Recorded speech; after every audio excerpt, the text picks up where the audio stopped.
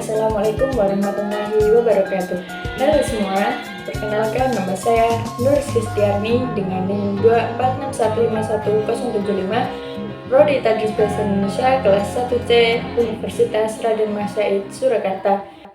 Di sini kita akan belajar mengenai morfologi. Morfologi itu sendiri berasal dari kata morph dan logos. Kata morph artinya adalah bentuk dan logos artinya adalah ilmu. Dan salah satu tokoh yang terkenal yakni Venner, di mana Venner mempunyai definisi tersendiri terkait dengan morfologi. Morfologi merupakan cabang linguistik yang mengidentifikasi tentang satuan-satuan dasar bahasa sebagai satuan gramatikal. Jadi, dapat kita simpulkan morfologi adalah ilmu linguistik yang mempelajari tentang bentuk-bentuk dan proses pembentukan kata atau suatu makna yang muncul akibat proses dari pembentukan kata. Baik, selanjutnya teman-teman, kita akan membahas tentang objek morfologi. Yang pertama adalah satuan-satuan yang terdiri dari morfem dan kata. Dan yang kedua adalah proses morfologi, antara lain afiksasi, reduplikasi, pajemukan, dan sebagainya. Dan yang ketiga adalah morfologi mengkaji tentang alat-alat dalam proses pembentukan kata seperti bentuk dasar, alat bentuk, dan makna gramatikal. Jadi, secara keseluruhan, makna morfologi itu sendiri secara struktur pada tingkat terendahnya objek kajiannya berupa morfem, dan yang tertinggi objek kajiannya berupa kata. Setelah kita mengetahui tentang objek morfologi, di mana secara struktural morfem sebagai kajian morfem terendah, serta kata sebagai morfem tertinggi. Baik, selanjutnya kita akan membahas terkait dengan definisi morfem. Morfem itu apa sih? Morfem adalah satuan gramatikal terkecil dalam ujaran suatu bahasa, dan makna dari ini berupa elemen terkecil yang tidak memiliki bentuk lain sebagai unsurnya. Contoh pada kata berhak. Nah, dari kata ini berasal dari kata hak yang mana beribuan kata ber. Nah, kata berhak ini merupakan satuan minimal gramatikal yang akhirnya kita sebut sebagai morfem. Karena dalam kata berhak ini tidak dapat dipecah jadi unsur yang lebih kecil. Jadi, morfem dapat menjadi bagian dari pembentukan kata konstituen sebagai gramatikal yang lebih besar seperti kata, frasa, klausa, dan kalimat. Setelah kita mengetahui morfem itu sendiri, morfem memiliki 4 jenis. Yang pertama ada morfem bebas, kedua ada morfem terikat, ketiga ada morfem utuh, dan yang keempat adalah morfem terbagi. Pertama yaitu morfem bebas. Morfem ini merupakan morfem yang tidak dapat berdiri sendiri dan berfungsi dalam ujaran atau kalimat.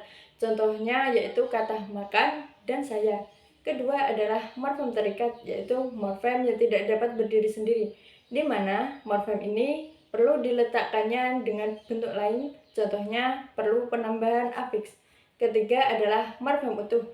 Morfem utuh ini bagian pembentuknya fona-fona bersambungan dan merupakan kesatuan. Contohnya kata ter, orang, dan makan. Dan yang keempat adalah morfem terbagi. Jenis ini bagian pembentuknya tidak bersambungan, di mana morfem terdiri dari dua bagian yang terpisah, satu di awal dan satu di akhir. Contohnya konfiks ke-an dan per-an. Contohnya yaitu persatuan dan kesatuan. Kesatuan ini merupakan kata dasar dari satu, di mana mendapat imbuhan awalan ke dan akhiran an. Selanjutnya ada bentuk terikat.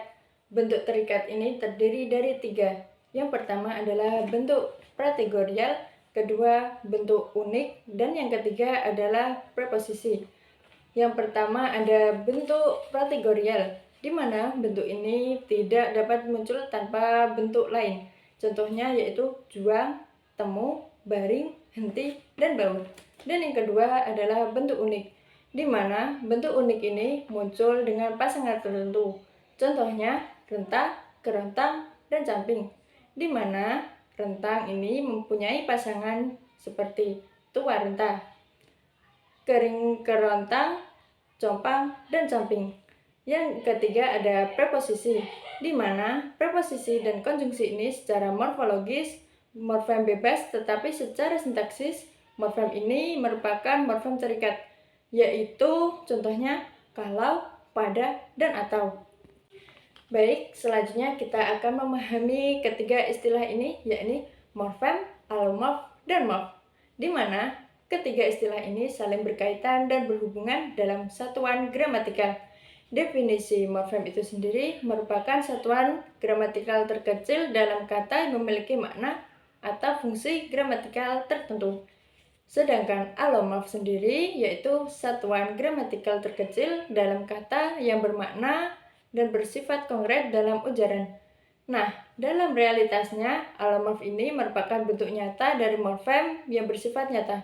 Kemudian, istilah morf itu sendiri merupakan wujud konkret dari suatu morfem yang merujuk pada ciri, bentuk, atau struktur fonemis suatu morfem tanpa memandang apakah morf itu memiliki arti yang sama atau berbeda dengan morf yang lain. Setelah kita mengetahui istilah morfem, allomorf, dan morf, selanjutnya kita akan membahas tentang afiks.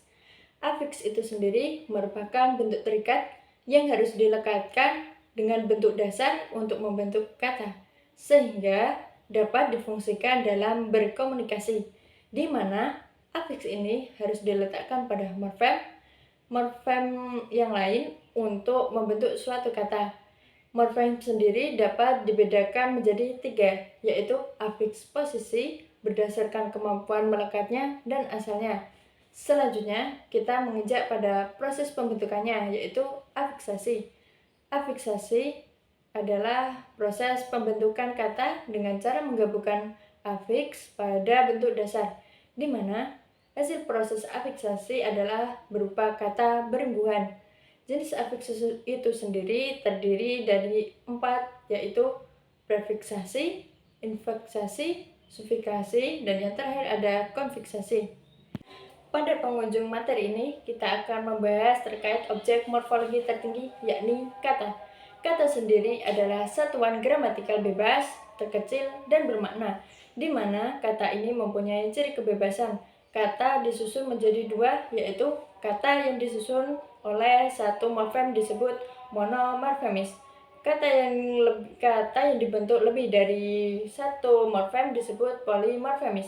Jadi, setelah kita mempelajari terkait definisi morfologi, objek kajian morfologi, jenis-jenis morfem, pengertian morfem, allomorf, dan morf, serta jenis-jenis afiksasi, kemudian kita membahas tentang objek morfologi tertinggi, yakni kata. Dapat kita simpulkan, morfem itu sendiri adalah ilmu kajian yang membahas tentang bentuk-bentuk, proses pembentukan kata atau suatu makna yang muncul akibat perubahan kata. Sekian yang dapat saya sampaikan, kurang lebihnya mohon maaf, saya akhiri.